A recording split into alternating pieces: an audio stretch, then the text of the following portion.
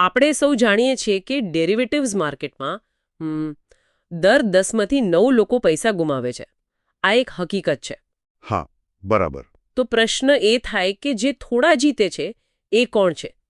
શું જેન સ્ટ્રીટ જેવી મોટી અત્યાધુનિક ફર્મ્સ આ વિજેતાઓમાંની એક હોઈ શકે?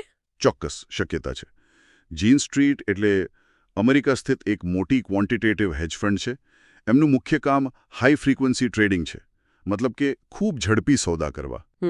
કમ્પ્યુટર એલ્ગોરિધમ્સથી. હા, બિલકુલ. અત્યાધુનિક એલ્ગોરિધમ્સ વાપરીને. અને તેઓ ઊંચા નફા માટે જાણીતા છે. પણ અત્યારે ભારતમાં સેબી એમની તપાસ કરી રહી છે. શેના માટે તપાસ? એમના જે ભારતીય એનએસસી પરના ડેરિવેટિવ્સ ટ્રેડિંગ છે. છેલ્લા 3 વર્ષના સોદાઓની ચકાસણી ચાલી રહી છે. 3 વર્ષના સોદા. અને સેબીની વોચલિસ્ટ પર આવવું એમના માટે સામાન્ય હશે નહીં? જો રોજનો વેપાર હજારો કરોડમાં હોય તો? હા, બની શકે. જ્યારે કોઈ ફર્મનો દૈનિક વેપાર લગભગ 1000 કરોડ પાર કરે એટલે એ સેબીના રડાર પર આવી જાય છે. જેન સ્ટ્રીટ જેવી ફર્મ માટે આ રકમ મોટી ના કહેવાય કદાચ. એટલે મૂળ મુદ્દો એ છે કે શું આ મોટા ખેલાડીઓ બજારને શું કહેવાય સહેજ પોતાની તરફ વાળી રહ્યા છે, થોડું ઝુકાવી રહ્યા છે? એ જ મુખ્ય પ્રશ્ન છે સેબીની તપાસનો. તેઓ એ ચકાસી રહ્યા છે કે શું નિફ્ટી 50 અને બેંક નિફ્ટી જેવા મુખ્ય ઇન્ડેક્સ પર એમણે જે મોટા ઓપ્શન સોદા કર્યા એની સાથે સાથે શું એવા કોઈ બીજા વ્યૂહાત્મક સોદા કેશ માર્કેટમાં કર્યા હતા જેનાથી ઇન્ડેક્સ પોતે જ થોડો ખસે, ભલે થોડા બેસિસ પોઈન્ટ્સ માટે જ. ઓકે, એટલે એક બાજુ ઓપ્શનમાં મોટી પોઝિશન લીધી અને બીજી બાજુ ઇન્ડેક્સને જ હલાવવાનો પ્રયત્ન કર્યો જેથી ઓપ્શનમાં ફાયદો થાય. બરાબર. જેથી એક ઝડપી આર્બિટ્રેજ એટલે કે જોખમ વગરનો નફો કમાવાની તક ઊભી થાય. અને આ શંકાને છે ને ગયા વર્ષના એક કેસથી પણ સમર્થન મળે છે. પેલો કર્મચારીઓવાળો કેસ. બરાબર. જે હરીફ ફર્મમાં ગયા હતા. હા, એ જ. જેન સ્ટ્રીટના 2 કર્મચારીઓ મિલેનિયમ મેનેજમેન્ટમાં ગયા અને જેન સ્ટ્રીટે કેસ કર્યો. એ કેસમાંથી રસપ્રદ માહિતી બહાર આવેલી. શું માહિતી હતી? કે મિલેનિયમે ભારતીય ડેરિવેટિવ્સમાંથી લગભગ 1 બિલિયન અને ખુદ જેન સ્ટ્રીટે લગભગ $2.3 બિલિયનનો નફો કરેલો. $2.3 બિલિયન. આ તો જંગી રકમ કહેવાય. અને આ જ વાત ડેરિવેટિવ્સના ઝીરો સમ ગેમવાળા પાસા પર પ્રકાશ પાડે છે, નહીં? ચોક્કસ. એકનો નફો એ બીજાનું નુકસાન. હા. એટલે જ સેબી ચિંતિત છે. શું નાના રિટેલ રોકાણકારો આ મોટા ખેલાડીઓના નફા માટે નુકસાન ભોગવી રહ્યા છે?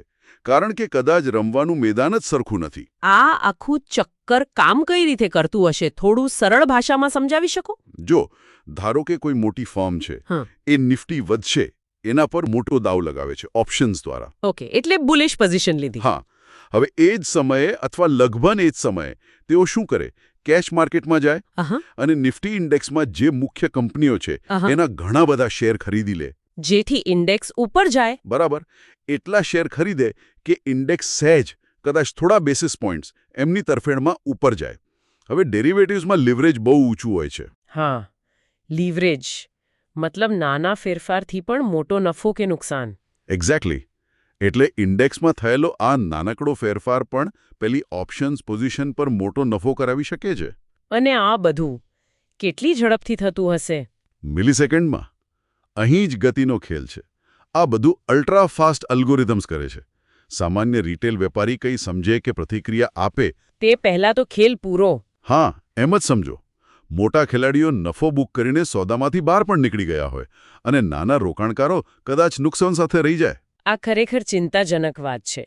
એટલે જ સેબી જેવી સંસ્થાઓનું કામ બહુ મહત્વનું બની જાય છે. બજાર બધા માટે, ખાસ કરીને નાના રોકાણકારો માટે ન્યાયી રહે એ સુનિશ્ચિત કરવાનું. ચોક્કસ. આખી વાતનો સાર એ છે કે ટેકનોલોજી અને સ્પીડની આ રમતમાં શું બજાર નાના રોકાણકારો માટે લેવલ પ્લેઇંગ ફિલ્ડ રહ્યું છે કે પછી મોટા ખેલાડીઓ માટે એમના એડવાન્સ ટૂલ્સ વાપરીને ફાયદો ઉઠાવવાનું સાધન બની ગયું છે? આ આખી ચર્ચા એક વિચારવા જેવો મુદ્દો મૂકી જાય છે. આટલા મોટા પાયે થતા ઓપરેશન્સ અને બજારને આ રીતે પ્રભાવિત કરવાની સંભવિત ક્ષમતા એ જટિલ નાણાકીય બજારોમાં રિટેલ રોકાણકારોની ભાગીદારીના ભવિષ્ય માટે શું સૂચવે છે? શું નિયમનકારો આ ટેકનોલોજીની ગતિ સાથે તાલ મિલાવી શકશે? એ જોવાનું રહ્યું.